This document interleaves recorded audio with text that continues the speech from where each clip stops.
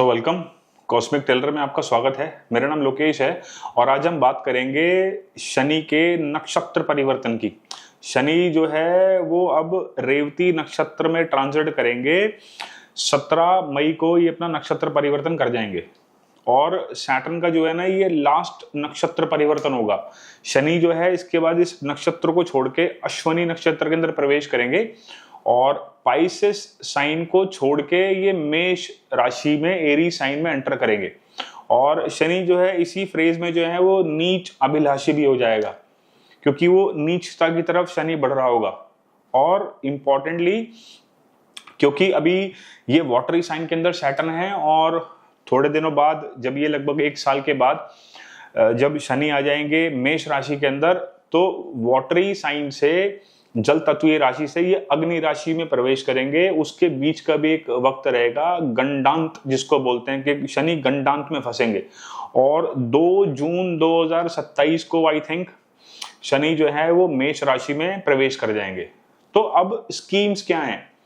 शनि जब आए रेवती नक्षत्र में आएंगे तो क्या स्कीम्स देखने के लिए मिलेंगी मुंडेन लेवल पे, और किस तरीके का रोचक परिणाम यहाँ शनि बैठ के देंगे। देखो, सबसे पहले ना कुछ कोर स्कीम अपने को समझनी पड़ेंगी। स्कीम्स क्या हैं? सबसे पहले हमें मिल क्या रहा है? सबसे हमें प्लान मिल रहा है एक प्लैनेट सैटर्न। फिर उसके बाद हमें मिल रहा है एक साइन पाइसेस, जो लॉसेस को बताता है, एक्सपेंसेस को बताता है, वाटरी साइन है। उसके बाद हमें मिल रहा है नक्षत्र लॉर्ड विच इज मर्क्यूरी, और इस साइन का लॉर्ड कौन है? इस साइन का लॉर्ड है जुपिटर। तो ये सारी कोड स्कीम्स मिलकर ना एक बड़ी ही अद्भुत एक रेसिपी तैयार करेंगे वर्ल्ड लेवल पे। और जुपिटर, ये रेवती जो है ये लास्ट नक्षत्र है आउट ऑफ 27 नक्षत्रास, है ना। और लास्ट मींस कि ना शनि भी लास्ट साइन के अंदर है। तो शनि एक पूरी लंबी 30 साल की यात्रा पूरी कंप्लीट करेंगे और एक फाइनली एक नए साइन के अंदर एंटर करेंगे Shani, which is the sign of Aries। तो शनि क्या रिप्रेजेंट करता है? शनि रिप्रेजेंट करता है आपके कर्मों को। शनि है ऑब्स्टिकल, शनि है डिले, शनि है डिसिप्लिन।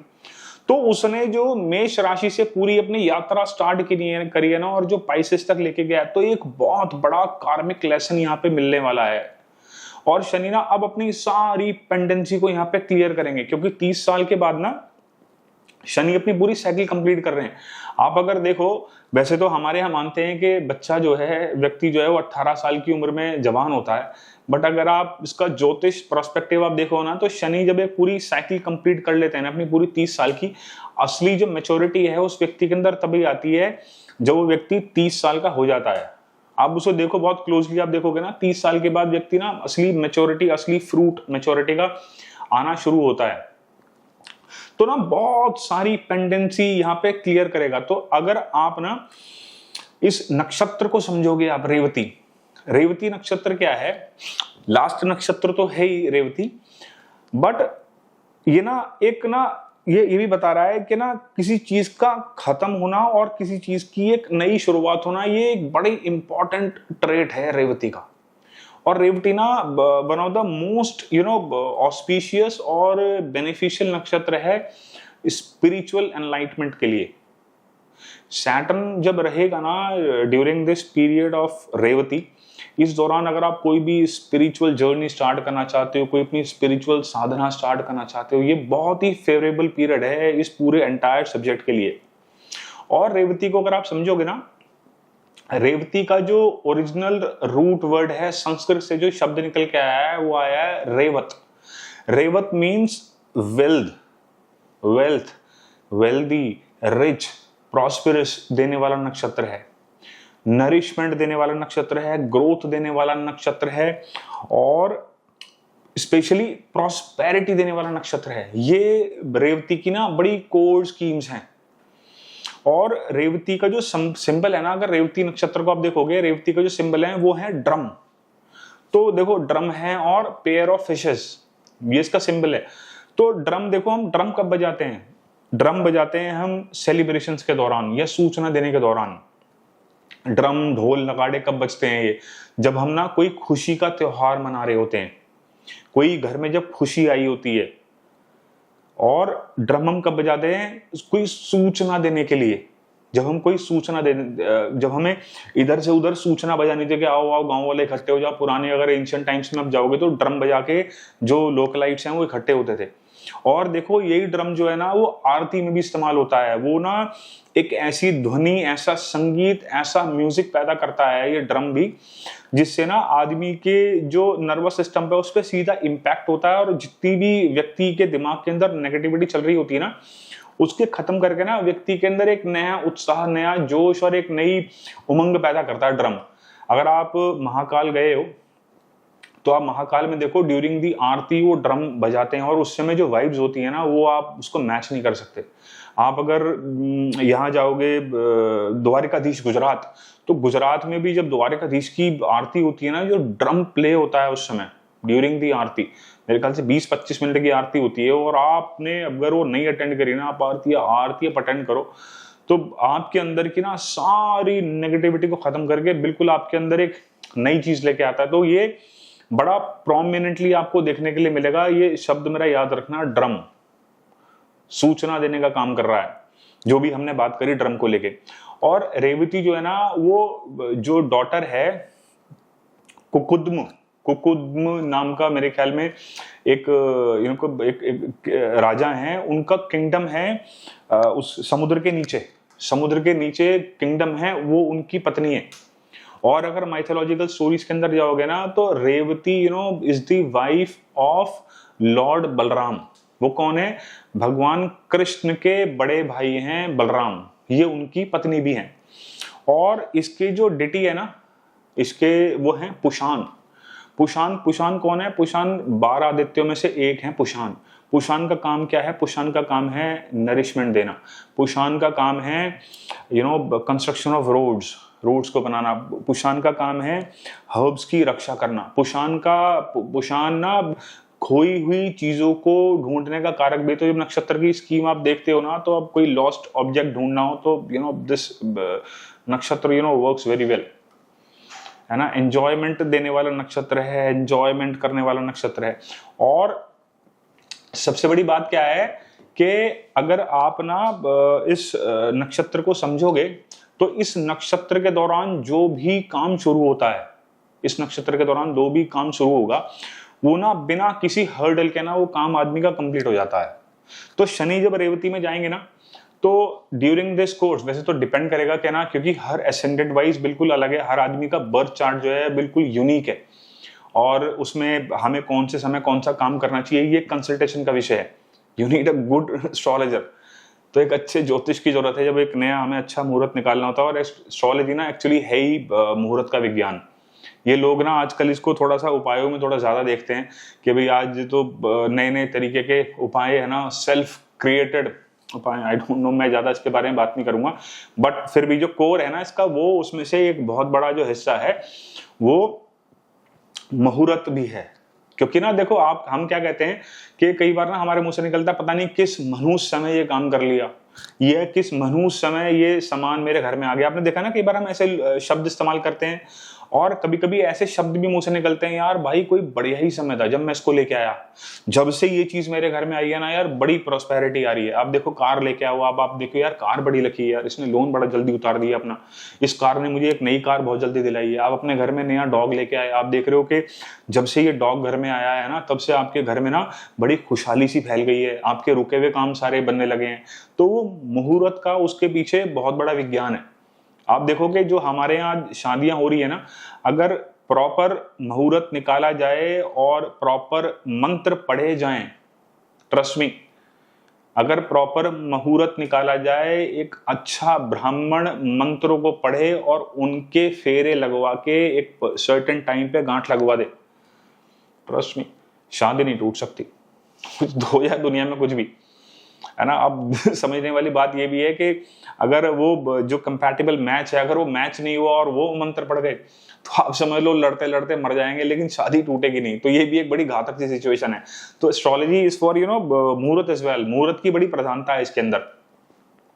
अब आप देखो शनि ना यहाँ पे जब आया है, तो जितनी भी हमने बातें करी हैं प्रॉस्पेरिटी की, ये वेल्थ की, अबंडेंस की, नरिशमेंट की, अब शनि की कारक अवस्था यहाँ पे प्ले करेगी।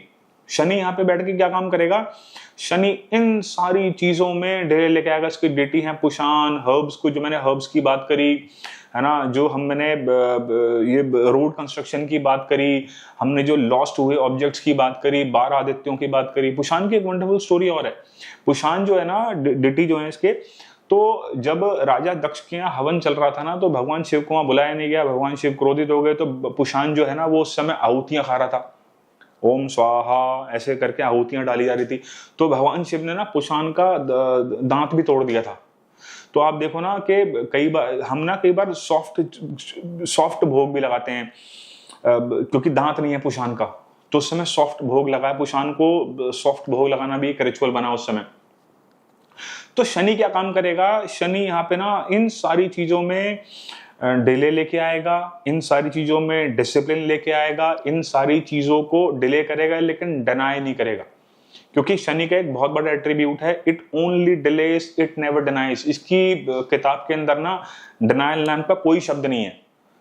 तो पाइसेस साइन है ना, वाटरी साइन जो हमने बात करी, पाइसेस पैर, रोड कंस्ट्रक्शन, शनि की कारक अवस्था, बुध जर्नलिज्म है ना, और ये जुपिटर है ना, wisdom, education, long distance travel.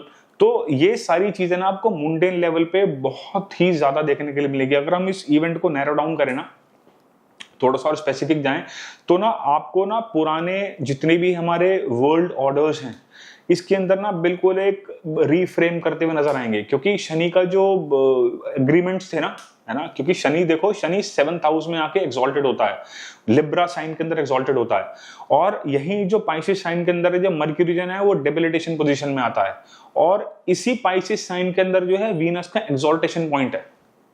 इसी साइन के अंदर वीनस का एक्सॉल्टेशन पॉइंट है। और इसके जो 4 पदा है ना, वो सजिटेरियस, कैप्रिकॉन, एक्वेरियस और पाइसेस। तो वो जो लास्ट फ्रेज है 27 डिग्रीज का जो शनि करेगा, वो होगा जब वो सारी चीजों को क्लियर करता हुआ, जब वीनस का एक्सॉल्टेशन पॉइंट आएगा।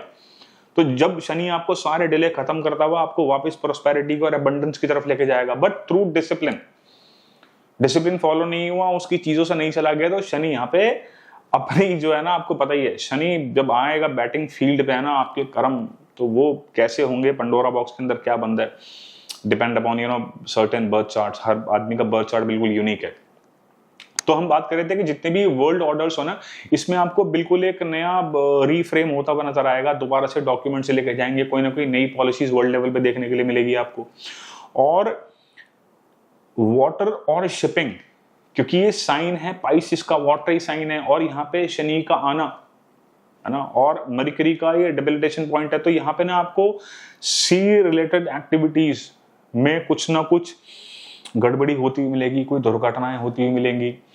शिपिंग है ना, अगर आप ना इस दौरान, जब तक ये शनि रेवती नक्षत्र के अंदर है ना और पाइसिस साइन के अंदर है, आप ना क्रूज पे जाना है ना, कोई क्या होती है वो जो पानी के अंदर आदमी ना स्कीइंग वगैरह क्या करता है, वो मतलब पानी से रिलेटेड जो भी एक्टिविटीज है ना आप अवॉइड करो, रिस्क लेना अवॉइड करो, है ना। वो ऊंचे लोग जंप मारते हैं, स्विमिंग जब करते हैं, तो वाटर रिलेटेड जो भी एक्टिविटी ना, उसमें जितना आप सावधानी और सतर्कता के साथ रहोगे, वो उतना ज्यादा आपके लिए बढ़िया है। सी रिलेटेड जितने भी ट्रेड्स हैं उसमें आपको कॉन्फ्लिक्ट्स होते हुए नजर आएंगे बहुत प्रोमिनेंटली। और जितने भी ये हैवी व्हीकल के ड्राइवर्स हैं, या ना जो बस चलाने वाले हैं और ये ट्रक चलाने वाले ड्राइवर्स हैं, इनको बहुत सावधानी से रखने की जरूरत है। आप अगर खुद भी बहुत ज्यादा ना हाई फाई ड्राइवर हो ना, आपको बड़े ओवरटेक करने के आते हैं, आपके पास अच्छी कार है, अच्छी हॉर्स पावर है उसके अंदर, तो बहुत ना संभल के रहने की जरूरत है। बहुत मतलब क्रूशियल पीरियड है, क्योंकि सैटर्न एग्जिट कर रहा है अभी पाइसेस से और एरीज में एंटर करेगा नीच अभिलाषी होता हुआ। अश्विनी के अंदर आएगा हुआ ना, बहुत ही स्पीडी वाली एनर्जी के अंदर आएगा। जब आएगा उसके अंदर तब बात करेंगे। क्रॉस बॉर्डर पे आपको कोई ना कोई logistic related issues, marine related issues, ये आपको बहुत प्रोमिनेंटली देखने के मिलेंगे। कंट्री और रीजन जो इसके अंदर इफेक्टेड होते हुए मिलेंगे ना आपको, वो मिलेंगे आपको ईस्ट साइड वाले और नॉर्थ साइड वाले। जैसे ईस्ट में हमारी क्या आता है, इंडिया आता है, चाइना आता है, जापान आता है, I think south Korea, north Korea, in countries में बहुत ज्यादा देखने के लिए मिलेगा। और अगर नॉर्थ की बात करेंगे तो आपको कनाडा, ग्रीनलैंड, यूनाइटेड स्टेट्स, तो ये कंट्रीज आपको जो हमने ऊपर बात करी इन ट्रेड से बहुत ज्यादा इंपैक्टेड मिलेंगी। और इन जो भी कंट्री डिपेंडेंट है सी ट्रेड के ऊपर, जो भी कंट्री डिपेंडेंट है आपका टूरिज्म के ऊपर, ट्रेड के ऊपर, फार्मास्यूटिकल्स के ऊपर, इनके ऊपर ना आपको ना बहुत ज्यादा जो क्रूशल इंपैक्ट है वो बहुत ज्यादा देखने के लिए मिलेगा। So this was all about Saturn in Revati nakshatra. मिलते हैं जल्दी नए टॉपिक के साथ। Till then, thank you.